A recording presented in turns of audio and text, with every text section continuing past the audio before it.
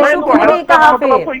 उन्होंने तो ये कहा सीधे कि मेरी जिम्मेदारी है, मेरे ऊपर आरोप लगे तो मैंने इस्तीफा दे दिया। उन्होंने तो जिक्र ही नहीं किया अपने स्वास्थ्य का। ये भी उनकी एक विचारधारा है। उन्होंने प्रभारी जो है किसी भी प्रदेश में सबसे बड़े होतेदार होते हैं, उन्होंने जिम्मेदारी ली। अच्छी बात है, बोलो अलग अलग झूठ बोलो। लेकिन मैं ये कहना चाहता हूँ, जैसे इन्होंने कहा कि वो हारने के बाद इस्तीफा दे रहे हैं, गांधी जी तो दिल्ली से इस्तीफा दे दिया, दिल्ली में तो चुनाव भी नहीं हुए। सुरेश जी, भूपेंद्र हुड्डा को लेकर भी विदु जी ने सवाल पूछा था, उस पर आपका जवाब? नहीं, देखिए ये पार्टी ने भूपेंद्र हुड्डा जी ने इतना बढ़िया रिजल्ट दिया, 39% हमारे जो है ना बीजेपी के बराबर वोट लेके आए हैं। फिर तो आप नायब सिंह सैनी का इस्तीफा करा दो, हम अपने वालों को करा देते हैं। अरे आपके बराबर ही तो मत प्रतिशत लेके आए हैं। हमारे पास तो ना ईवीएम है, ना सीबीआई है, ना ईडी है, फिर हम आपके बराबर। फिर ईवीएम पर जा रहे हैं, हार की जिम्मेदारी तो कांग्रेस भी ले सकती है ना पूरी। दीपक बाबरिया ऐसा क्यों कह रहे हैं? फिर वो टिकट के वितरण को लेकर फिर क्यों कह रहे हैं? 10 से 15 सीट सर बहुत होते हैं सुरेश जी। ये तो हर एक नेता की अपनी सोच होती है। उन्होंने एक बड़े होतेदार होने के नाते वो एक पार्टी को रिप्रेजेंट कर रहे हैं। आप कह रहे हैं वो प्रभारी है, उनके ऊपर महत्वपूर्ण जिम्मेदारी थी, वो पार्टी को रिप्रेजेंट कर रहे हैं, वो अपनी बात कैसे रख सकते हैं, वो भी कांग्रेस की हार पर? ये तो कांग्रेस पार्टी का ही नुकसान है। बहुत उम्मीदें थी आप लोगों को विधानसभा चुनाव में इस बार। राजश्री जी, किसी भी कारण से हरियाणा में सरकार नहीं बनी तो हमारे सबसे बड़े नेता ना तो जिम्मेदारी लेनी पड़ेगी ना, किसी भी कारण से।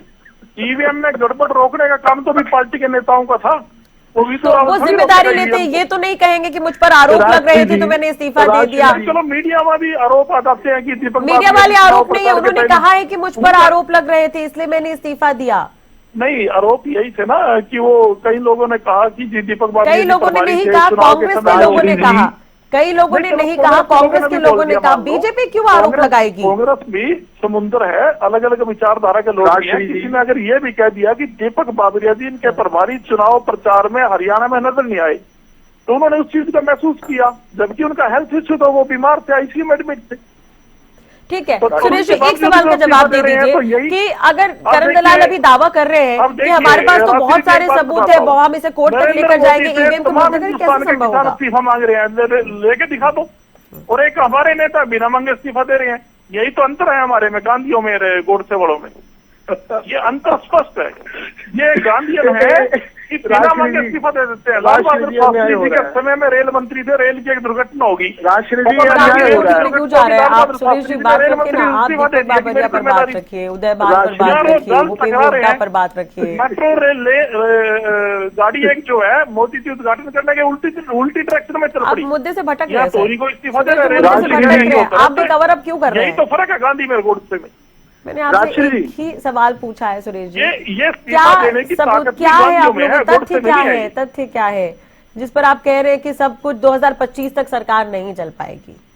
ये देखिए, करण सिंह दलाल जी ने आपके सामने बोला है कि ईवीएम से बनी हुई सरकार है, कोर्ट में इसका मुकाबला करेंगे और सरकार कांग्रेस की बनाएंगे। ये बिल्कुल सही कहा उन्होंने, सबूत है हमारे पास। राजश्री जी, विदु जी, देखिए एक और दूत यहाँ पर सामने आया कि किस प्रकार से सुरेश फर्जी गांधी जी जो है ये कह रहे थे कि ईवीएम की सरकार है। यानी सुरेश जी कह लीजिए, विदु जी फिर ये टॉपिक फिर बढ़ जाएगा, नाम ही ले लीजिए आप प्लीज, कांग्रेस प्रवक्ता ही कह लीजिए। जब राहुल फर्जी नाम रख सकते हैं, राहुल के पिता का नाम था राजीव और राजीव के पिताजी का नाम था फिरोज गांधी, फिरोज खान, जब वो अपना नाम फर्जी रख सकते हैं, राहुल जो है रख सकते हैं, तो ये भी रख सकते हैं। और ये तो खुद ही कह चुके हैं, जो राहुल का नाम वो मेरा नाम, तो इसलिए मैंने इनको राहुल गांधी कहा। तो खैर विषय ये है कि जब ये 39% वोट तो लेना चाहते हैं उसी ईवीएम का, लेकिन उसी ईवीएम को दोष देना चाहते हैं कि इनकी सरकार नहीं बनी। कितना कमाल का है, दोगलापन की परिकाष्ठा इसको कहते हैं, हिपोक्रेसी की हाइट जिसको है यही कहते हैं, जिसको कहते हैं हिपोक्रेसी की भी कोई सीमा होनी चाहिए। मीठा मीठा कप और कड़वा कड़वा क्यों? और फिर आपके सवालों में किस प्रकार से जलेबी बना रहे थे, हालांकि जलेबी से आजकल खाने में तो नफरत करने लग गए हैं, जलेबी तो खाता नहीं कोई कांग्रेस की आजकल, लेकिन बनाने में अभी भी उस्ताद हैं। किस प्रकार से इधर उधर की बात कर रहे थे। फिर इन्होंने ये कहा कि गांधी और गोडसे का अंतर क्या है, जो इस्तीफा दे देता है वो गांधी का है अनुयायी, और जो इस्तीफा नहीं देता वो गोडसे का अनुयायी है। तो भूपेंद्र हुड्डा से कितने कांग्रेसियों ने इस्तीफा मांग लिया चुनाव हार के बाद, तो क्या ये भूपेंद्र हुड्डा को गोडसे का अनुयायी बताकर गए हैं अभी भी डिबेट में? ये बड़ा दिलचस्प है जानना। तीसरी बात ये है कि इन लोगों का जो वोट प्रतिशत है वो लोकसभा चुनाव से 7% घटा है। लोकसभा चुनाव में यही तो डिबेट्स में बताया करते थे कि 46% इनका वोट है। तो 7% जिस पार्टी का वोट घट गया हो वो यहाँ पर आकर एक विन क्लेम करे, बड़ा बड़ा हास्यास्पद है। लेकिन जैसे ये एक फर्जी दुनिया में रहते हैं, फर्जी नाम रखते हैं अपने, और किस प्रकार से गांधी जी का उपनाम को उपयोग करके देश की राजनीति पर इतने दशकों तक इन लोगों ने देश को लूटा है, देश की सत्ता हासिल की है। अब वो उसका पटक्षेप हो गया है और उसको ये तंत्र की जीत कह देते हैं, कभी ईवीएम की जीत कह देते हैं, कभी सुप्रीम कोर्ट के खिलाफ चले जाते हैं। 40 याचिकाएं फाड़ी हैं सुप्रीम कोर्ट ने इनकी। ठीक है। और रही बात सबूत की, तो आज तक भी सिर्फ बोल ही बोल रहे हैं, कोई सबूत आज तक लेकिन वो तो बड़ा दावा भी कर रहे हैं ना। करण दलाल का बयान आपने सुना होगा, एक तरह से उन्होंने बड़ा दावा किया है, चैलेंज किया है। चैलेंज हरियाणा न्यूज को आज तक क्या कांग्रेस पार्टी ने या किसी भी अन्य चैनल को आज तक कांग्रेस पार्टी ने कोई सबूत दिखाया क्या? कोई सबूत दिखाया? इन्होंने कहा 99% बैटरी रहती है, उसका कोई सबूत, कोई वीडियोग्राफी, कोई वीडियो, कोई मोबाइल से शूट किया, कुछ भी दिखाया क्या? नहीं दिखाया। केवल दावे कर रहे हैं और झूठे दावे कर रहे हैं और बेशर्मी से अपने नेता भूपेंद्र सिंह हुड्डा, अपने पार्टी के प्रदेश अध्यक्ष उदय भान, पार्टी के राष्ट्रीय अध्यक्ष मल्लिकार्जुन खड़गे और पार्टी के जो लखते जिगर हैं इनके शहजादे राहुल गांधी का बेशर्मी से बचाव कर रहे हैं। असल मामला तो यह है कि दुनिया के इतिहास में कोई बिरला ही कोई इस प्रकार का उदाहरण होगा कि 90 चुनाव कोई हार जाए और फिर भी कांग्रेसी उसको कंधे पे बिठा कर नाचते रहे। ये बिरला ही कोई उदाहरण होगा। लेकिन जैसे राहुल गांधी को नाच रहे हैं ये, कुल मिलाके ये फेल्ड पार्टी के फेल्ड नेता हैं और इनको जनता जो है बिल्कुल नकार चुके हैं, जिनको ये जननायक कह रहे हैं। जनता इनकी शक्ल देखना नहीं पसंद करती। ठीक है। और विदु जी जननायक बोल कर गए। विदु जी, अभी कांग्रेस प्रवक्ता है, उनसे संपर्क टूट गया है, बने रहेगा हो सके तो हमारे साथ। एक बार फिर से दर्शकों को बता दें कि दीपक बाबरिया जो है बैठक के बाद बड़ा बयान देते हुए नजर आए। हालांकि इंतजार है कि उन्होंने क्या कुछ कहा है स्पष्ट रूप से, कि वो ये कहते हुए भी नजर आ रहे हैं कि 10 से 15 सीटों पर गलत टिकट बटे हैं, इसकी भी संभावना उन्होंने जताई है। दूसरी तरफ मुझ पर आरोप लग रहे थे तो मैंने इस्तीफा दे दिया, इन तमाम तरह की बातें उन्होंने कही है। हरियाणा न्यूज ने अभी कुछ देर पहले एक्सक्लूसिव करण दलाल से बातचीत की, अपराजिता हमारी संवाददाता ने, जिसमें करण दलाल चैलेंज करते हुए नजर आ रहे हैं कि ये सरकार नाजायज सरकार है, ईवीएम की सरकार है। दीपक बाबरिया के बयान पर उन्होंने कोई स्टेटमेंट नहीं दिया। वहीं दूसरी तरफ उन्होंने ये भी चैलेंज किया है कि 2025 तक ये सरकार नहीं टिकेगी, तो हम कोर्ट तक जाएंगे, ये भी वो कहते हुए नजर आए। तो कांग्रेस लगातार अपने हार पर मंथन कर रही है। दूसरी तरफ अगर हम देखें तो इससे पहले जब हार हुई, कांग्रेस की हार हुई, तो उसके बाद बैठकों का दौर देखने को मिला। हाईकमान या शीर्ष नेतृत्व ने भी इस पर बैठक की थी। आज भी ये बैठक हुई और बैठक के बाद ये तमाम तरह के बयान दीपक बाबरिया ने दिए। सुरेश जी दोबारा हमारे साथ जुड़ गए हैं। सुरेश जी, एक बार मैं फिर से आपसे वही पूछना चाहूंगी, विदु जी भी आपसे तमाम तरह के सवाल पूछ चुके हैं। एक सवाल ये भी कि ऐसा क्या है कि अगर कांग्रेस जब चुनाव हार जाती है तो ईवीएम पर वो ठीकरा फोड़ती है, ठीक है, चुनाव आयोग ने जब इस पर स्पष्ट कर दिया था तो उसके बाद भी बहस क्यों? क्योंकि चुनाव आयोग ने तो साफ तौर पर कहा। हाँ, नहीं, आपने अच्छा सवाल पूछा। रात्रि जी, मैं आपको बताना चाहता हूँ, कांग्रेस पार्टी ने लोकसभा में जब 99 सीट आई आज, तब भी कहा कि हम सरकार बनाने की स्थिति में थे, ईवीएम ने फेयर इलेक्शन नहीं किया। ठीक है, हम तो लगातार कहते हैं बात।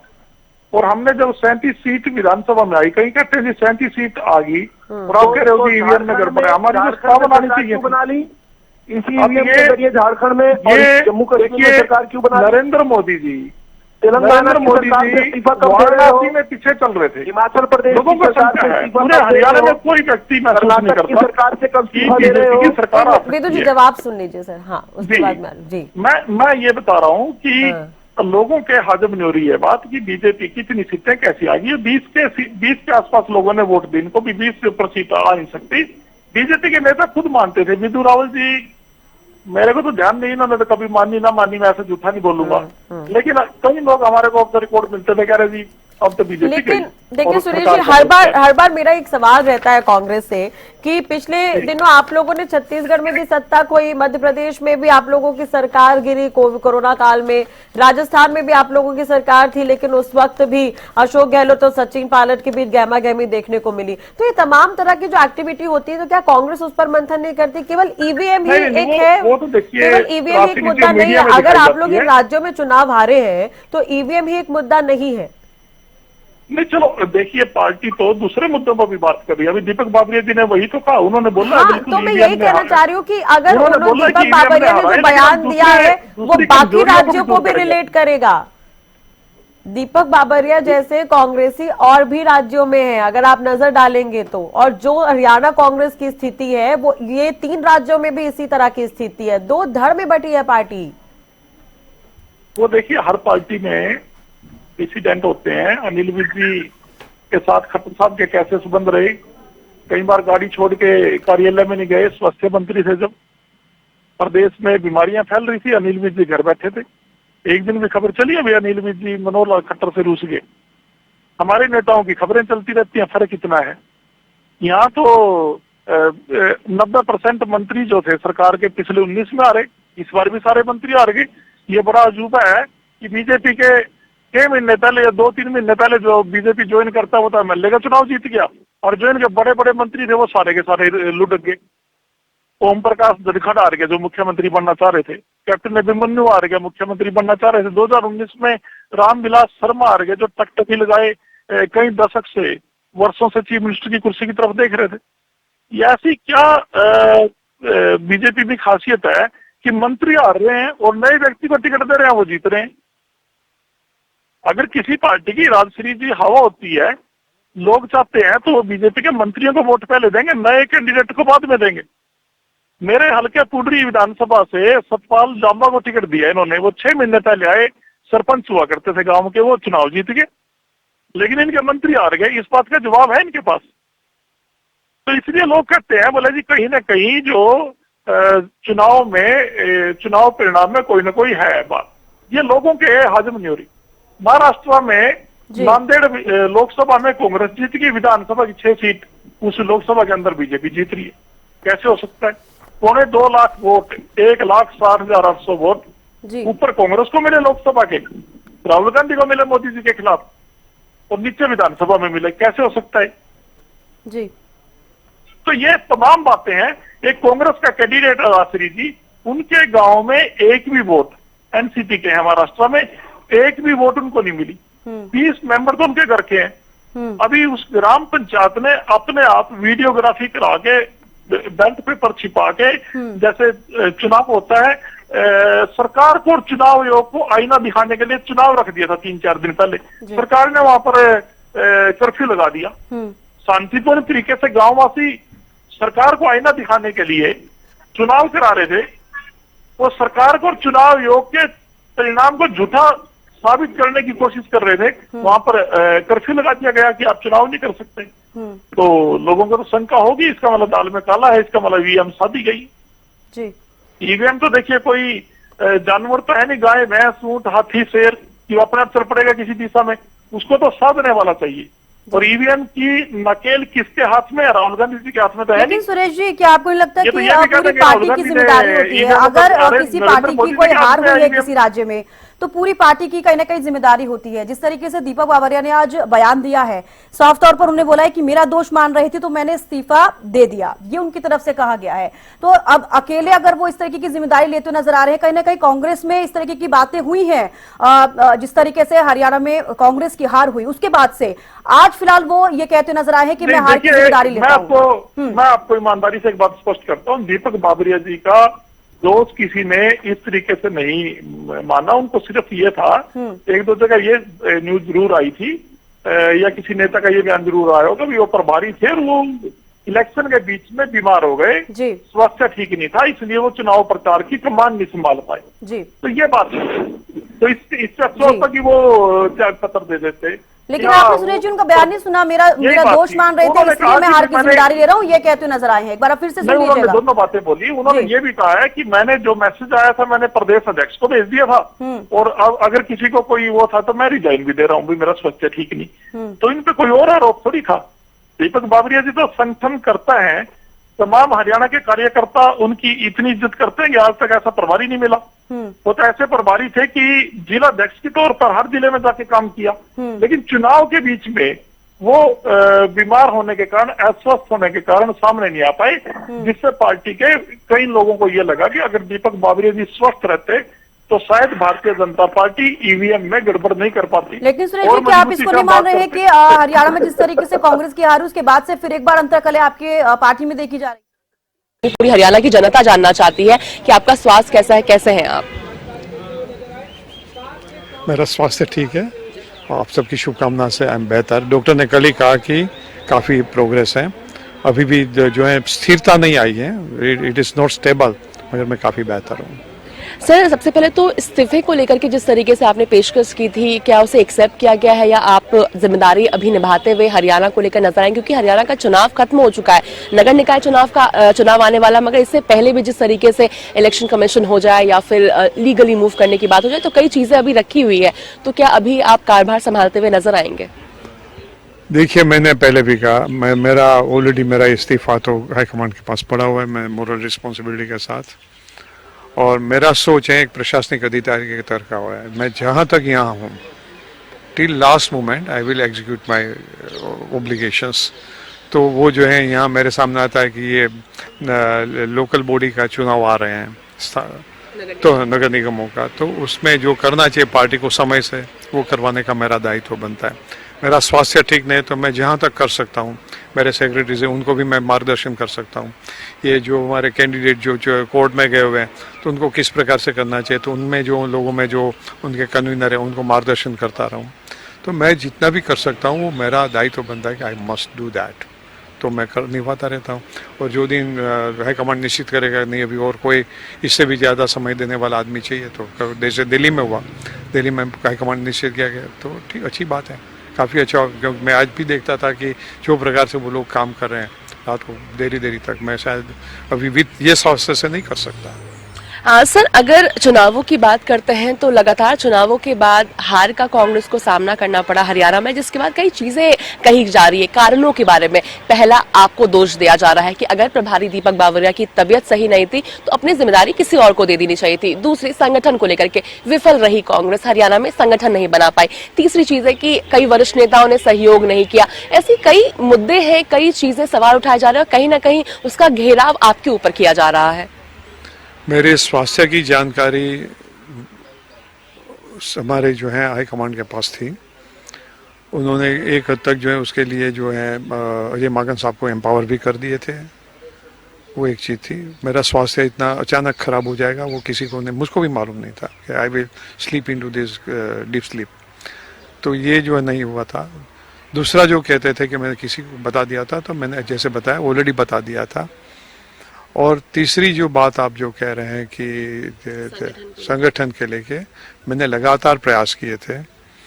मैं कुछ प्रिंसिपल स्टैंड्स मेरे होते हैं संगठन के मामले में, मेरे पैरामीटर्स जो हैं मैं हाईकमांड से भी चर्चा करता हूँ कि जो योग्य कई सालों से कोई इंतजार कर रहा है, पार्टी में वर्क कर रहा है, उसको अन्याय करते हुए भाई साहब आए और कहा कि ये मेरा खास आदमी, उसको आप बना दो अध्यक्ष, मैं स्वीकार नहीं करूँगा। और वो जो है I think that was one of the major bottleneck. मैं हमेशा हमारे सीनियर लीडर को कहता था कि ये कलेक्टर आपको लेना है तो यू नीड मिनिमम IAS, वो ऐसे प्रकार के लोगों को आप दो, अन्यथा मैं स्वीकार नहीं कर पाऊंगा। एंड आई बिलीव इट, क्योंकि अल्टीमेटली वो संगठन को नुकसान करता है। संगठन में वर्करों की जो एक मानसिकता होती है उसको भी कमज़ोर करता है कि हमको काम करने की आवश्यकता नहीं है, मैं किसी न किसी बड़े लीडर की चापलूसी कर रहा हूँ और मुझको पद मिल जाएगा। तो वो बात से मैं सहमत नहीं हूँ। और हरियाणा में जो नतीजे आए लोकसभा के, उसमें भी प्योर मेरिट्स का जो स्टैंड था और उसका आदरणीय राहुल जी ने और हाईकमांड ने पूरा समर्थन किया, तो उसका नतीजे पे आप देख सकते हैं। और संगठन के मामले में भी मैं वो मानता हूँ, उसमें भी जो जितने भी बड़े लीडर हैं उन लोगों के जो रिकमेंडेशन होते हैं वो एज आ प्रभारी मेरे सरमत्ते पे आए, मगर मैं उनसे वो भी उम्मीद करता हूँ कि that should also be without any kind of the, उसमें कोई उनकी पर्सनल लाइकिंग डिसलाइकिंग का रिफ्लेक्शन नहीं होना चाहिए। लाइकिंग जरूर से हो, मगर डिसक्वालीफाइड जो क्वालिफाइड लोग नहीं हैं उनके बारे में भी, उनकी स्ट्रॉन्ग लाइकिंग के बारे में जरूर से मेरी आपत्ति होती है। तो ये इसमें सहमति खड़ी करने में मैं कामयाब नहीं रहा, तो हाईकमांड की सहमति नहीं मिली, मैं दोषी हूँ, मैं मानता हूँ उसमें भी, मगर उसकी वजह से कोई नुकसान हुआ, पार्टी को नुकसान हुआ, वो भी मैं नहीं मानता हूँ। और संगठन होता तो और ज़्यादा सीट मिलती, मगर अभी जो सरकार नहीं बनी, तो उसमें जो है सबसे बड़ा इन लोगों ने जो रोबरी की है उसका योगदान है। और दूसरा जो हम टिकटों के वितरण में हर स्टेट में होता है, हर जगह पे होता है, जजमेंट एरर होती है और कई जगह पे सब्जेक्टिव डिसीजन हो जाते हैं, वो नहीं करते तो काफ़ी बेहतर होता, वो मैं मानता हूँ।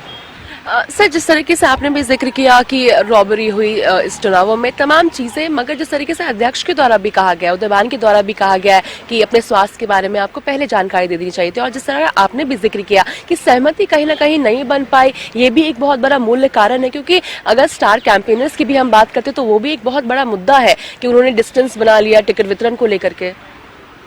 मैं आपसे कह रहा हूँ, मैंने अभी और पत्रकार साथी को मैं उदाहरण दे रहा था, क्या पत्रकार साथियों में भी मैंने किसी को नाराज कर दिया है?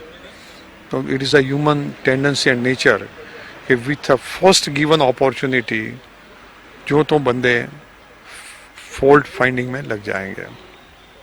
मैं मेरी मोरल रिस्पॉन्सिबिलिटी से मैं कभी हटता नहीं हूँ।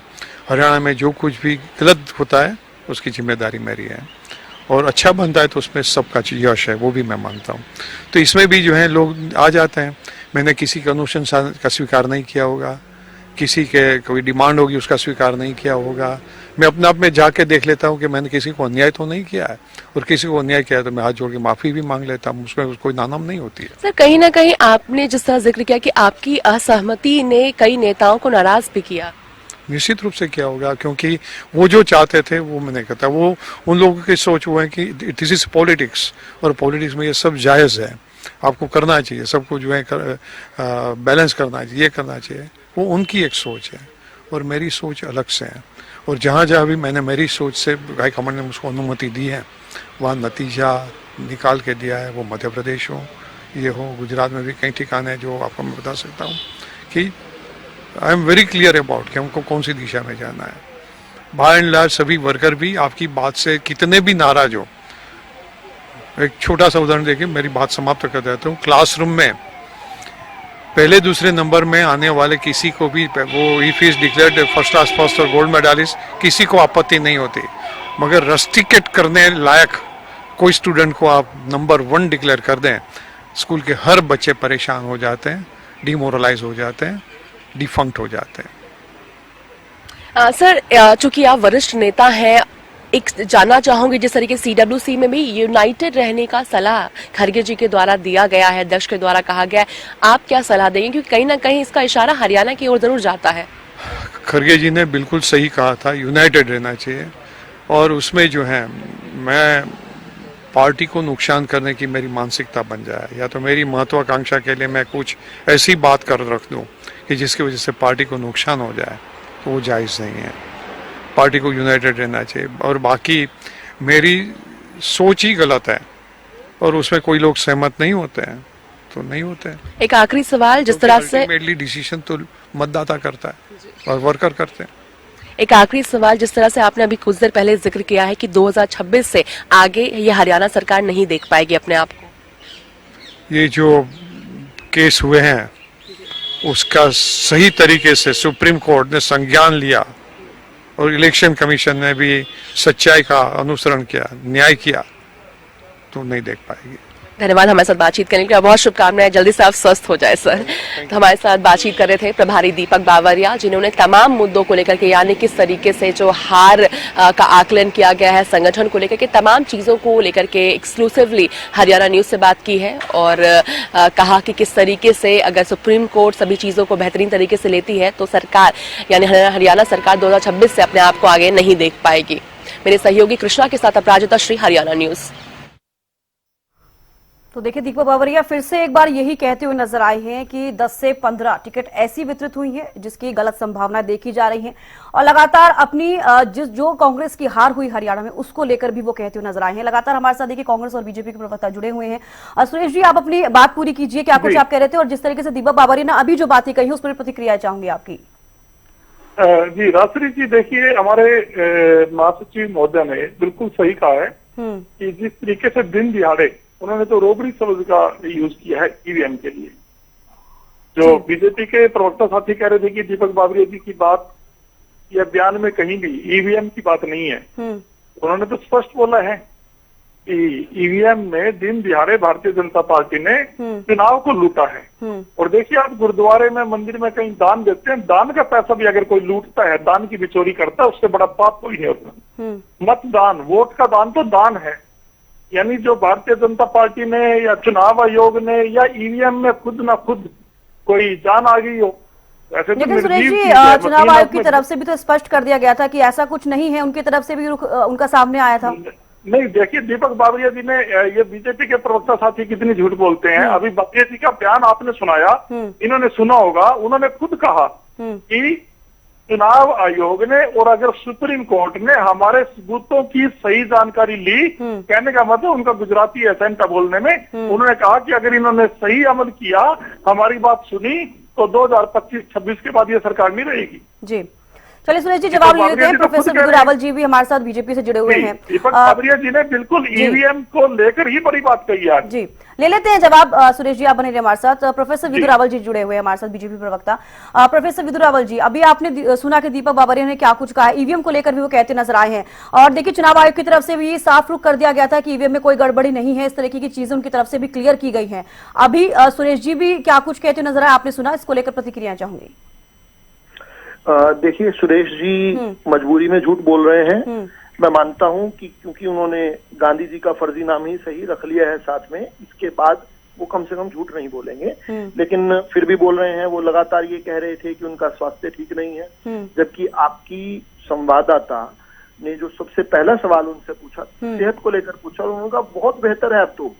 यानी जैसे ही वो बेहतर हो रहे हैं, इस्तीफा दे रहे हैं। और यहाँ सुरेश रोड जी कह रहे हैं कि सब सेहत ठीक नहीं इसलिए इस्तीफा दे रहे हैं। दोनों बातें जो है आपस में विरोधाभासी हैं। इसलिए झूठ के साथ जो मैं पहले जो बात कहकर चविष्का जी बात शुरू की थी, वो ये है कि झूठ के साथ सबसे बड़ी मुसीबत ये होती है कि सारे झूठ याद रखने पड़ते हैं, क्योंकि हर बार नया झूठ बोलेंगे तो पकड़े जाएंगे। ये सुरेश जी पकड़े जा चुके हैं। दूसरी बात जो है, उन्होंने जिस रोबरी का जिक्र किया, उस रोबरी में टिकट वितरण भी क्या ईवीएम सही है? और बीच में, हाँ, एक मिनट सुनिए ना, चविष्का जी, पूरी कन्वर्सेशन में ईवीएम शब्द कहीं चर्चा में नहीं आया। उन्होंने रोबरी का जिक्र किया और उन्होंने टिकट डिस्ट्रीब्यूशन का जिक्र किया। अब टिकट डिस्ट्रीब्यूशन में किसने रोबरी की, इस पर विचार होना चाहिए। और टिकट डिस्ट्रीब्यूशन में अगर रोबरी हुई है, और उन्होंने फिर ये भी कहा कि जो फेल होने वाले हैं उनको फर्स्ट डिक्लेयर कर दिया जाए, तो जो है सारी पार्टी के अंदर असंतोष होगा। ऐसे लोगों को टिकट दिया गया जो कि पार्टी के पुराने कार्यकर्ता नहीं थे या मेहनत नहीं कर रहे थे, उसकी बजाय जो है अपने खास लोगों को जो है टिकट दे दिया गया। अब ये किसने टिकट दिया? राहुल गांधी ने दिया, मल्लिकार्जुन खड़गे ने दिया, सोनिया गांधी ने दिया, भूपेंद्र हुड्डा ने दिया। अब ये तो सीधा सीधा जो है सुरेश फर्जी गांधी जी से पूछना चाहिए। लेकिन बड़ी बात इससे अलग ये है कि कांग्रेस पार्टी अभी भी जनता से कितनी कटी हुई है, कितनी कटी हुई है, कितने झूठ बोल रहे हैं ये आपके शो पर आकर, जैसे ये झूठ पकड़े नहीं जाएंगे। अभी 26 नवंबर को मसा 11-12 दिन पहले ही माननीय सुप्रीम कोर्ट ने इनकी याचिका, इनके कार्यकर्ता की ईवीएम को, इलेक्शन कमीशन को लेकर याचिका फाड़ते हुए क्या कहा है, मैं पढ़कर सुना देता हूँ आपको जल्दी से। इस याचिका को फाड़ते हुए जो सुप्रीम कोर्ट है, उन्होंने पब्लिक इंटरेस्ट लिटिगेशन जो फाइल की गई थी के ए पॉल कांग्रेस कार्यकर्ता द्वारा, उस पर सुनवाई करते हुए जस्टिस विक्रम नाथ और जस्टिस पी.बी. वार्ले ने कहा है कि what happens is when you win the election, EVM are not tampered, when you lose the election, EVMs are tampered with. इस प्रकार से उन्होंने सवाल खड़े किए। और लास्ट में उन्होंने जब इन्होंने कहा बैलेट पर सवाल होने चाहिए, तो उन्होंने सुप्रीम कोर्ट ने कहा the weakness of the ballot paper is well known and documented, keeping in view the vast size of Indian electorate of nearly 97 crores, the number of candidates to contest the elections and the number of polling booths where voting is held। बिल्कुल professor Vidur Rawal जी, देखिए अब ये तो अलग चीजें हैं जो चीजें सामने निकल कर आ रही हैं, लेकिन एक बड़ा सवाल यहाँ पर ये बना हुआ है कि दीपक बावरिया जिस तरीके से अब हार की जिम्मेदारी लेते हुए नजर आ रहे हैं, हरियाणा में जब से सरकार गठित हुई उसके बाद से पहली बार बोले, उन्होंने कहा कि दोष मना जा रहा है इसलिए मैं ये एक्सेप्ट कर रहा हूँ, और हार स्वीकार करते हुए नजर आए। अब आगे क्या कुछ उनके बयान में रहता है और किस तरीके से इसको लोग लेते हैं, अन्य जो नेता है अन्य पार्टियों के लेते हैं, ये भी एक देखने वाली बात होगी। आपका बेहद शुक्रिया हमारे साथ जुड़ने के लिए और बातचीत करने के लिए।